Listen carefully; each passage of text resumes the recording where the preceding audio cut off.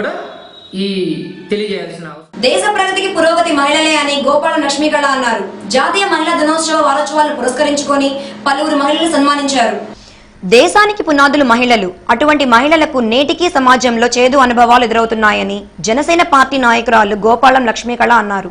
ఆదివారం ముస్లిం హక్కుల పరిరక్షణ సమితి జిల్లా అధ్యక్షుడు పఠాన్ రాజేష్ ఆధ్వర్యంలో పట్టణంలో మాజీ మున్సిపల్ చైర్మన్ మేకాల ఎలిసమ్మ, మాజీ కౌన్సిలర్ ముంతాజ్ బేగం, జనసేన నాయకురాలు లక్ష్మీకళ, అంగన్వాడీ కార్యకర్త హేమమాలిన్లను సన్మానించారు. ఈ సందర్భంగా పలువురు ప్రసంగిస్తూ ముఖ్యంగా ప్రస్తుతం ప్రతి తల్లి తండ్రి తమకు మగపిల్లవాడే జన్మించాలని కోరుతున్నారని, ఆ నిర్ణయాన్ని మానుకొని ఆడపిల్లలే కావాలని కోరుకున్న రోజే ఈ సమాజం పూర్తి స్థాయిలో అభివృద్ధి జరిగిద్దన్నారు.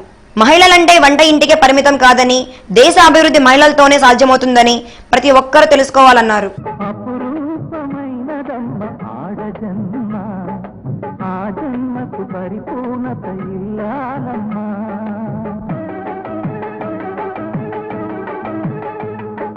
మగవాళ్ళు బ్రతుకులో సగపాలు తనదిగా జీవితం అంకితం చేయగా అపురూపమైనదమ్మ ఆడజన్మ, ఆ జన్మకు పరిపూర్ణత ఇల్లాలమ్మా.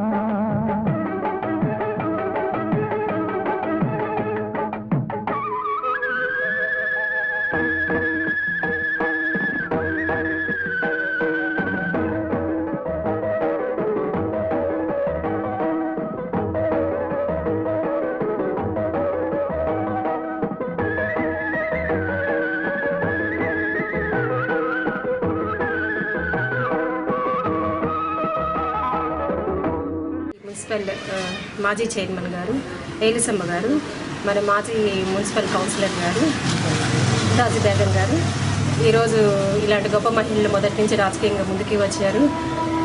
వారి సేవలు చాలా అందించారు. అలాంటి వారిని ఆదేశంగా తీసుకొని మాలాంటి వాళ్ళని కూడా ముందు సమాజానికి మంచి చేయాలన్న ఆలోచనతో ఉన్నాము.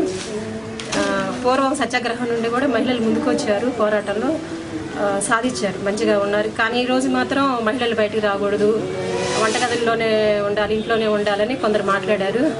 అవి చాలా తప్పన్నమాట. ఎక్కువ లేడీస్ని బయట రావడానికి ఎంకరేజ్ చేయండి.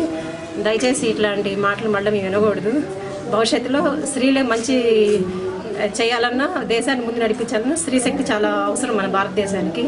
దయచేసి స్త్రీ శక్తిని ముందుకు రావడానికి అన్ని పార్టీల వారు కానీ అందరూ ముందుకు వచ్చి ప్రోత్సహించండి, కానీ దయచేసి విమర్శించండి. అన్ని విధాలా ఆదుకున్న తల్లితో సమానమైనటువంటి చెల్లెల్ని ఆ విధంగా అవమానపరుస్తున్నారు.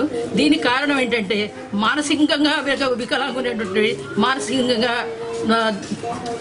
బలహీనులైనటువంటి వాళ్ళే దీనికి కారణం. దీని బాధ్యత ఎవరంటే ముందు తల్లిదే బాధ్యత. తల్లి అంటే పిల్లల్ని మగపిల్లాడని కానీ ఏదో తను ఉద్ధరిస్తాడని చాలా అతిగా ఆరామ చేసి ఆడపిల్లల కంటే ముందు భోజనం పెట్టిన కూడా తను మగపిల్లలుగా పెడతారు.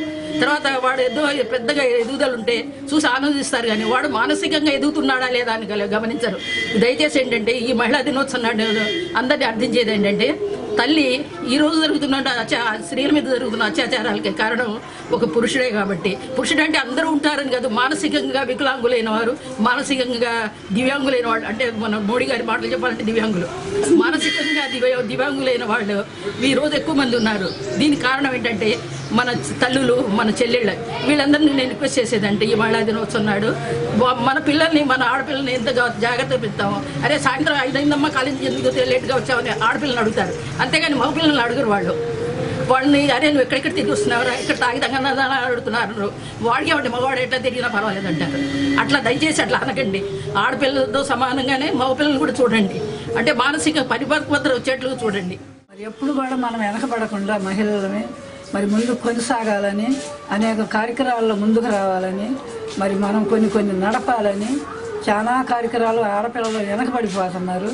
కొన్ని చాలా విషయాల్లో కూడా వెనకబడ్డారు. ఇంకా ముందుకు రావాలి. ఆడపిల్లలు ఇంకా మౌనంగా మరి ఉండిపోతున్నారు, రావాలని నేను.